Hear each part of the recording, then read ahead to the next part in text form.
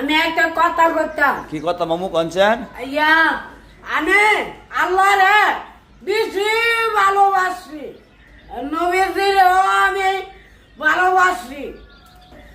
হ্যাঁ তোরা আমার নবীজি আমার নবীজিরে কুচু করে আমি বাঁচলাম তোরা। এটাই আমার সন্তুষ্ট কথা রইল। আল্লাহ রে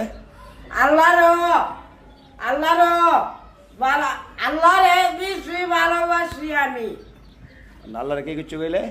আল্লাহরে কইলে আমি জীবনের লাগে দেশ তাগাত করে আপনি আমার আল্লাহরে কোনো কইলে ঠিক আছে মামুনি মানে জজবা আছে। নারে তাকবীর,